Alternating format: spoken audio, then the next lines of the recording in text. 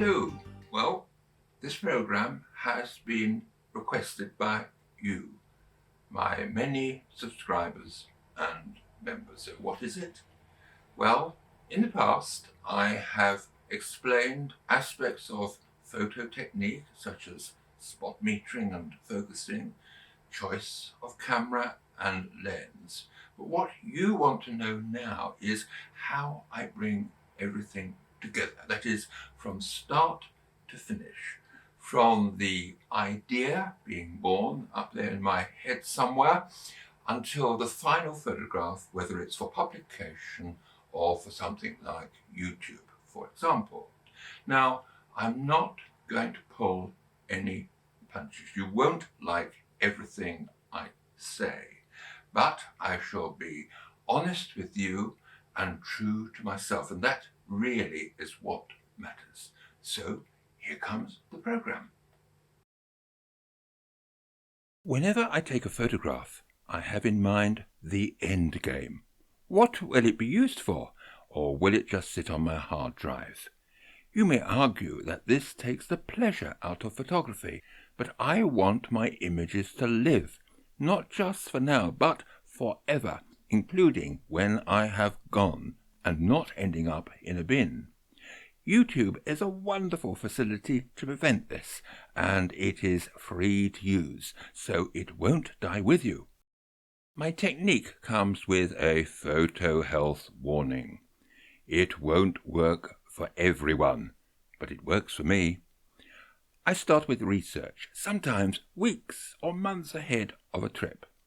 For the UK, I rely on Ordnance Survey Explorer and Land Ranger maps, and Ordnance Survey Discoverer and Activity maps for Northern Ireland. Purchase the paper version and you get a free digital download for that area. I also collect relevant guidebooks. My friends pull my leg by stating that I cannot pass Waterstones without buying a map or book. For longer trips, I have a plan. I have retired from driving, so rely on public transport using my bus pass and senior rail card. And it is possible, yes possible, to travel on a train first class with complimentary breakfast or dinner with wine cheaper than a standard fare on the day. So I plan ahead.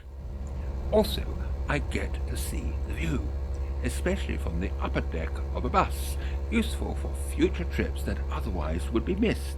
When going by air to Belfast, I book EasyJet at least a month ahead.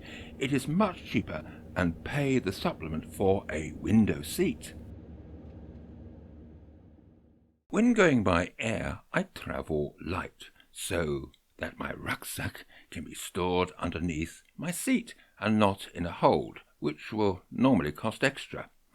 Knowing what to take is based on experience, and if I think that I will need something, I leave it behind and make room for my toothbrush. Which brings me to camera gear. On a day trip, I usually take one camera and one lens, the choice again based on experience and what I have learnt through research. For most landscapes, a zoom over the mid-range is best for travelling light. When I take an additional lens, it is usually the Micro Four Thirds Olympus 14-150 lens, but for low-lit interiors, I have used the f1.8 prime lens so that I can handhold at 200 ISO, which I stick with as some of my clients do not like high ISO values, particularly when it was not necessary in the first place.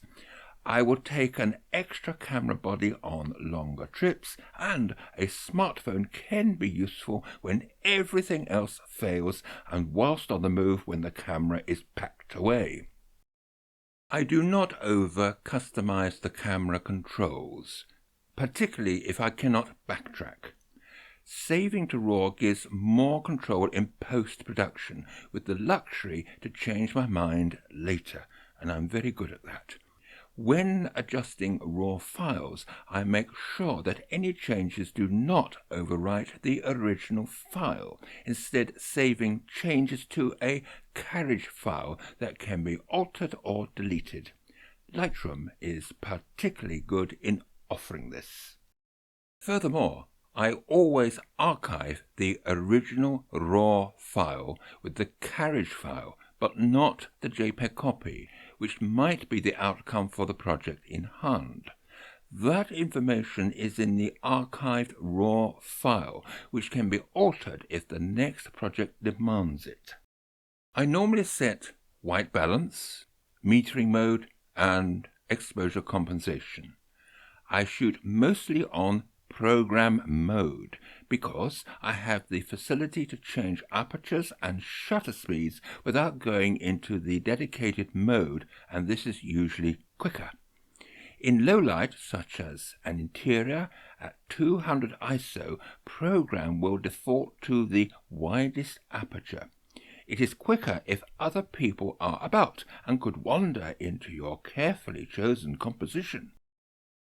If saving to RAW, it is not necessary to set white balance, as that can be fine-tuned in post-production. Spot metering gives more exposure control, particularly for high dynamic range compositions, and underexposing by -0.3 EV or -0.7 is a legacy of my past and not really necessary, but it does avoid blown out highlights in clouds, but spot metering should do that. However, when shooting night scenes, it is a good idea to underexpose by at least a whole stop, as most metering systems, even on spot, are not good at reading black. I use Adobe Lightroom for post-production. Give me another program and I have to start all over again. It may not be the best, but it works for me. Because I know through experience how Lightroom can improve my raw files, I often shoot with post-production in mind by setting only those camera controls that don't lock me in but help me later. The learning curve is a long one.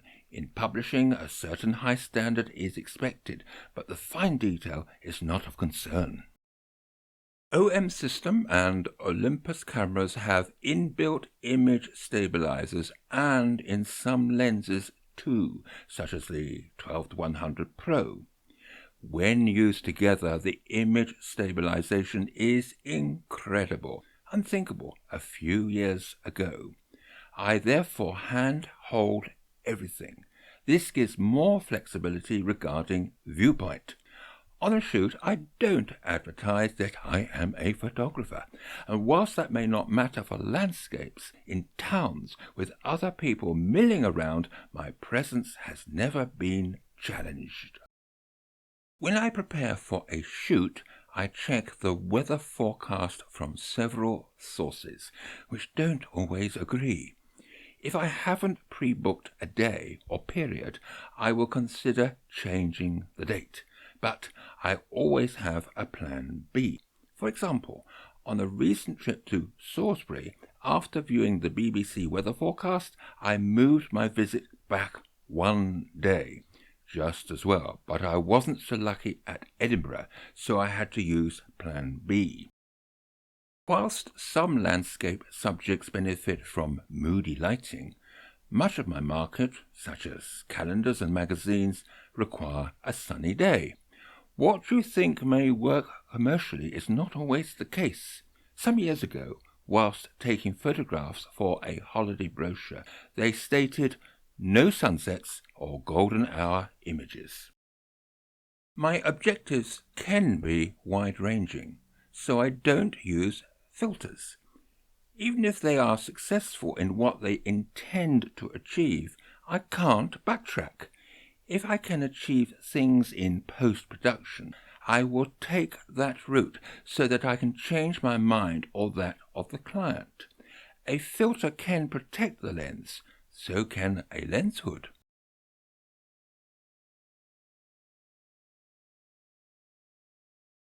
When Olympus launched their first DSLR camera, the E1, which I think was in 2003, they successfully solved the problem of dust reaching the sensor. I have never wasted a minute in post-production removing dust marks from my images, so I can get on with something more important. The sensors in 4/3 and Micro Four Thirds are smaller than a 35mm frame, known as full frame. This increases depth of field, especially useful when working in low light, demanding a wide aperture without increasing the ISO.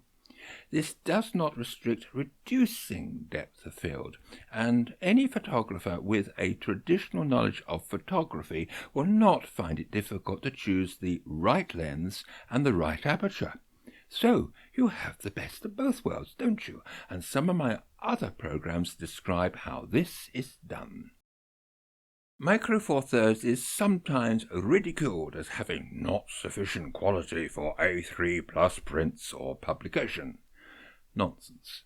I have achieved success many times with Olympus budget cameras and lenses, such as the Pen and EM10 with a 12-50 lens for publishing and A3 double-page spreads. The one area where I do control the camera is by spot metering, particularly for high dynamic compositions. The process now made easier with an electronic finder. There is no magic rulebook number for a place to spot meter from. Every one is different and based, of course, on experience.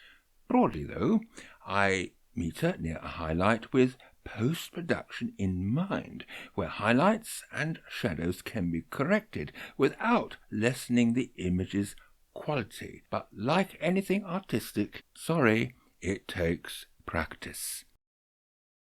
Overexposed highlights are more difficult to correct in post-production than shadows, and whilst I consider HDR, I have more control and experience by combining my skills of spot metering with Lightroom post-production. I catalogue all of my photographs accurately by stating where the location is.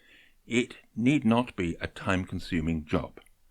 I can complete a day's work, usually in 1 hour, with every image recorded where it was taken. OM Workspace has a useful cataloguing facility. For example, if you have taken, say, 10 photos of Windermere at Waterhead, I highlight them in Workspace, type in the title on one of them, and after pressing Enter, the program will number and label the rest automatically. The cataloguing system in Lightroom will find them and others taken earlier, regardless of where they are stored. I can find any image within 10 seconds. I do not find creating a Lake District folder with just the camera number on each image satisfactory, especially if other locations are included in the same folder and your other Windermere photos are dispersed over many other folders. Lightroom will find your images wherever they are stored if they are correctly labelled, including auxiliary hard disks, provided you don't change their location. Well, if you are still with me, still watching and listening, thank you very much indeed, and I hope by now it should be clear that I have a plan from start to finish. Now, this plan happens to suit my lifestyle and is perhaps the reason why my success rate photographically is pretty high. After a shoot, I have to delete very few photographs. Sadly, these days, this is not quite what people want. The one thing I can't teach, and I used to run photographic holidays incidentally, and the one area where I significantly failed is teaching them experience. That, of course, is something I cannot do. I remember on one occasion I had a person who wanted to learn photography in a weekend. What I knew that had taken me something like 50 years. Unfortunately, I couldn't help that person, and I recall that when it came to the comments after the holiday, as well as getting the thumbs down, she also said tutor did not try hard enough. So naughty, naughty Derek. Anyway, much as that may be, I'm now going to follow my own doctrine and start the research for my next project. So if you excuse me, I'm now going to study this map, trying to find Epping Forest at the moment, actually. I think I've got the wrong side of the map anyway. Anyway, whilst I fumble around with this map, have you ever done that yourself? Then again, thank you for watching, and well, this is the end of the program. Thank you and goodbye.